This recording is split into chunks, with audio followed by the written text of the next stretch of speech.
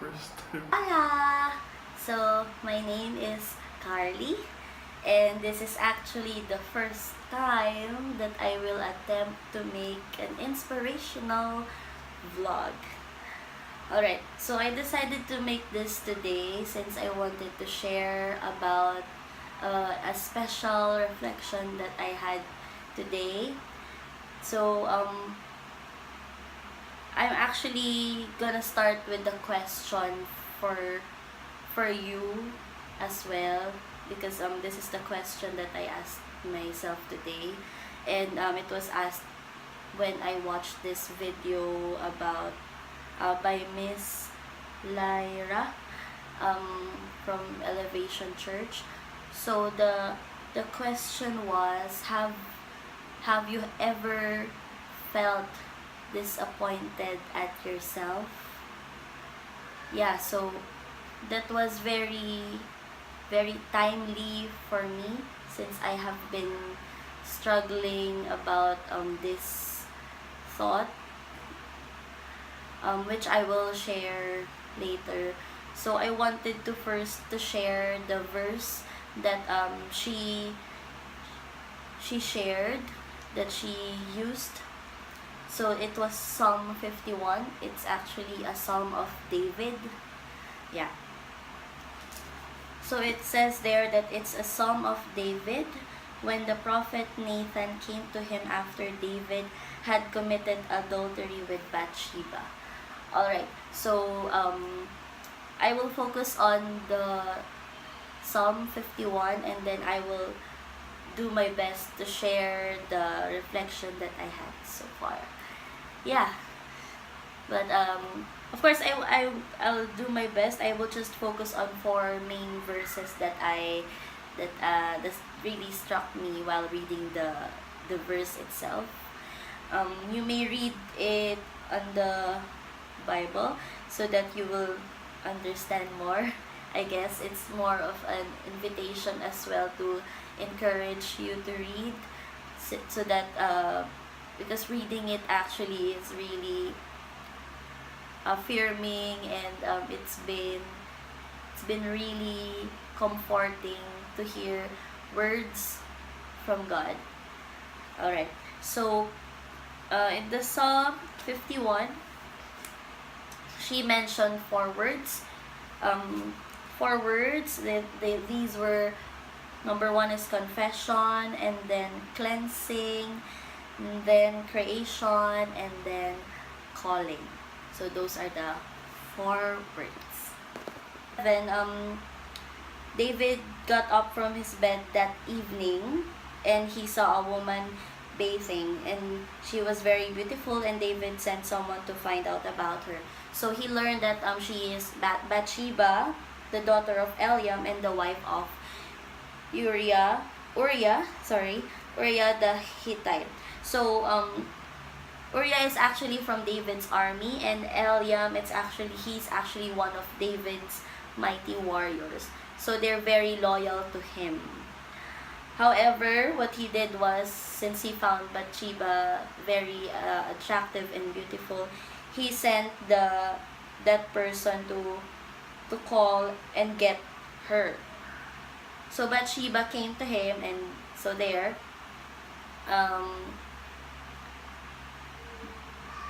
he slept with her, and then she conceived and became pregnant.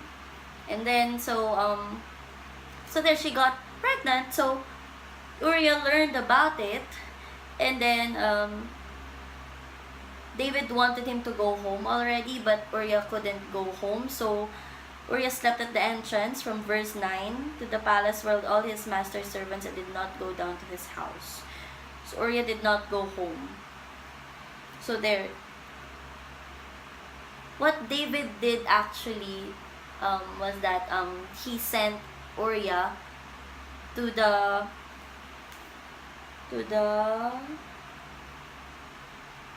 so there, David wrote a letter to Joab, verse 14, sent it with Uriah. In it he wrote, "Put Uriah out in front where the fighting is fiercest, then withdraw from him so he will be struck down and die." So Uriah was killed in that battlefield. So he died, and then David made Bathsheba his wife. So there. And then, alright, so before I go to the verse itself, I think it's good to have a context first of what was happening or why was the verse made, since I learned from a Bible study in Okinawa before from the Calvary Church. I attended there. The women's Bible study, well, we were actually studying about the book of Samuel, the second book of Samuel, to know more about David, which is timely actually because the psalm is actually made by David himself. This was also David, the one who killed Goliath, which is interesting. Chapter 11 verse 27, after the time of mourning was over, David had her brought to his house, and she became his wife and bore him a son. But the thing David had done displeased the Lord. So moving on to chapter 12, the Lord sent Nathan to David. So David told a story about a rich man eating the ewe lamb. It's actually a female lamb. That rich man ate the lamb the poor man was taking care of for many years already, even with his children. So that rich man killed the poor man's lamb. And David got mad about it when Nathan told him the story. And then Nathan told him that it was actually him, David, that Nathan was talking about. So in this Psalm 51, this was actually the time that David was already guilty about what he did. And then, so, let's go to the forwards. Alright, so the verse 1 to 6, it's actually about confession. So David was confessing about his act of adultery with Bathsheba. He did not point a finger at anyone else. He commits sinning against the Lord and only the Lord. As he said in the verse, Psalm 51 verse 3 to 4, for I know my transgressions and my sin is always before me. Against you, you only have I sinned and done what is evil in your sight. So like, this verse actually struck me because I think I can speak for everyone else who have done, I'm sure it's not only me, we all have done something that we really regret, and it takes that humility and guilt to really confess it to God. And I've learned that once you surrender it to God, He is always ready to forgive. Just like here, David is already very guilty of what he did with Bathsheba. So there. Next is the verse 7 to 9. So in verse 7 to 9, I want to focus on the verse 7. Cleanse me with hyssop and I will be clean. Wash me and I will be whiter than snow. So David was actually praying a lot about, Lord, please, I need cleansing from what I just did. I am very guilty already. And it struck me because I have felt that way, yearning for God and begging Him for mercy for the things that I've done. And then I wrote here, please cleanse away all of my sins. So there. And then number 3, verse 10 to 12, it's actually about creation, wherein David said in verse 10, create in me a pure heart, O God, and renew a steadfast spirit within me. So I really like this verse. I always I think it's more like one of the verses that I tell myself every day, because I admit I always make mistakes every day, and I always ask God, please Lord, create in me a clean heart. For David's case, he wanted a clean heart. I mean, it's not only about, I mean, he's not praying for the situation to change, but he wants his heart to be renewed so that he will not cast away from the presence of the Lord anymore. He wanted the Lord to restore the joy of his of the salvation from the Lord, to grant me a willing spirit to sustain me. So there, David, it's actually, I really like how David is very faithful, and how he shows that not everyone is perfect, that even the most faithful servants of God are not perfect. So I really like that about this verse. And I actually want to share that I really like it because the Lord really forgives us time and time again, as long as we really confess it to Him and admit our mistake, and not be full of pride, because that makes it harder for us to move forward in our life. When we focus too much, it's either we are too much, we have too much pride, or we beat ourselves up too much from our mistakes, which I have done so many times, and I have still been doing it, beating myself up. But this verse really helped me, because I've learned that the situation will not change. Time has already passed, and I have made that mistake, and I can't redo it anymore. All I can do is move forward from it, and the Lord has forgiven me already. But it's just the hardest to forgive, really.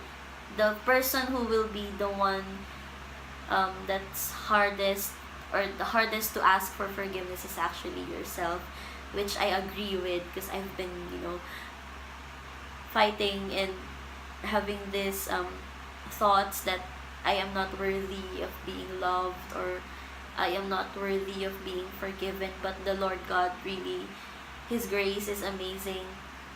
I feel it every day. I want to share that it's really good to choose to give my time for God every day, to really thank Him for everything, because everything that's been happening in my life actually has a purpose, and it takes that faith and trust that whatever happens, there's a purpose for it. And like in Jeremiah 29:11, He said that, "For I know the plans I have for you, says the Lord, plans to prosper you and not to harm you." So there, really, the Lord has been I believe He's been doing His best to, He knows that I will always stumble and fall every day, but He picks me up every day. So I just wanted to share that. But and then lastly, in verse 13 to 17, the verse that struck me was verse 17.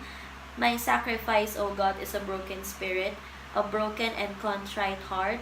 You, God, will not despise." I like that. You, God, will not despise. So I wanted to share that, because I think I hope it's not only for me that that it really struck me. I hope it helps you as well, to affirm you that no matter how broken you might feel, the Lord is there to provide comfort and affirmation, as long as you take that step to really talk to Him, because what He really wants is a relationship with you. I mean, I have always pondered about, if I've been growing in a Catholic in the Catholic faith, and I have always thought about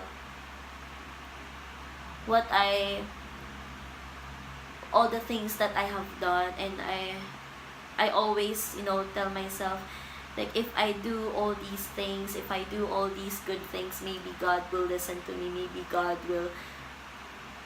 will save me.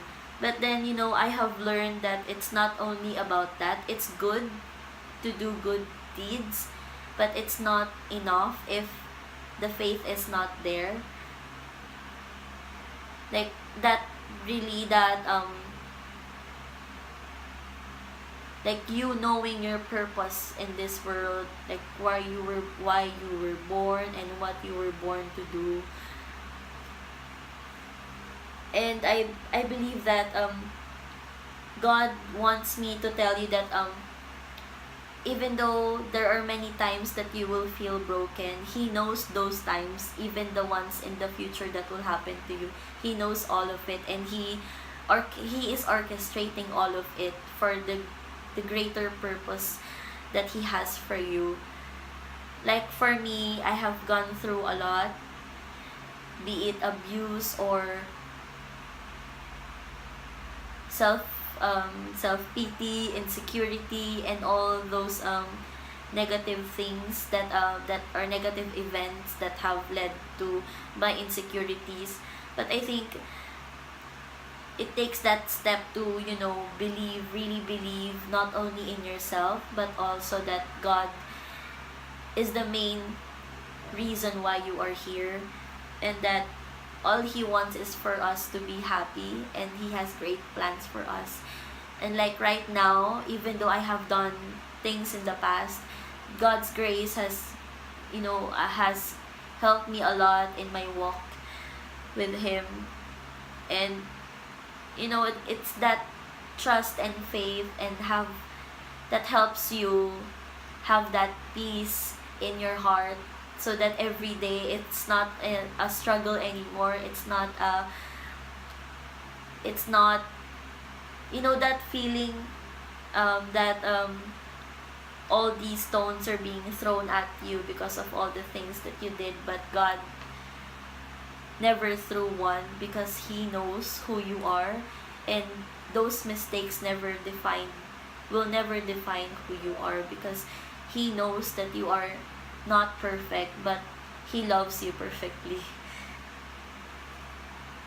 And I really just wanted to share that, because even though I'm still guilty about something that I did just last year, God never fails to affirm me that everything will be okay, and that I deserve to be loved. But first, I have to find it in myself first, to be that kind of person that really knows how to love a person, starting with my family and my friends, and loving my students. So it's really that amazing feeling that God is really orchestrating everything. And I hope you got something. Sorry, I'm just really, nervous, because this is my first time. But I hope you got something from all the things I said, and I hope and encourage you to read the Bible, because it's really encouraging, and for me, it's God's love letter for me. He reminds me every day that you are worthy, you are loved, and that you are beautiful, and that whatever happens, the Lord will always be there. He's always there with open arms, just waiting for you to really run to Him. Just like, your family and your friends who are always there. It just takes that step to really open up to them about what's happening to you, because I believe that it's not only about having that relationship with God and just praying. It's also about being that kind of person that who I knew God was, and getting to know the people in the Bible, especially David, who has gone through a lot, and how God is trying to tell us that you may make mistakes, but I will forgive you anyway, because I know in your heart that you are a good person, because God created everyone good. Everything that God created is good. Not only the people, but also, even the events that happen in our life, God orchestrated it and they are good. However happy or sad or depressing or very scary or traumatic they are, God has a purpose for it. And I believe that God gives us situations that He knows we can handle, and God doesn't give us something that we cannot handle. And it's just amazing how God has that trust in me for letting me go through everything, and just feeling that you are already, well, still in the process of being strong, trying to be strong, and trying to forgive myself every day, because God forgives me every day. So there, I hope you liked, I hope you got something from my sharing, and I hope it inspires you the way it did for me. And I hope that you will also take this time to talk to the God who has been here, who is just waiting for you to knock on the door, and He's there with open arms, just waiting for you to open up, because He will be there for you. Even though it might feel sometimes that nobody is listening to you, somebody is listening to you, but not the scary way, but in your heart, God is there, wanting to hear from you and wanting you to heal. And He knows that you are a strong person, you are a beautiful person, and you are loved, and everyone that God has provided you, your family and your friends, they are all there to reveal God's purpose. And I think the last one, which was calling. So I wrote here, I want this pain to have a purpose. I can use this to teach others. So then now I will teach others. So I went through the pain, I went through healing, and I hope this step that I did to really proclaim God's grace and His word, I hope it will help someone. So I hope you have a good night. Thank you.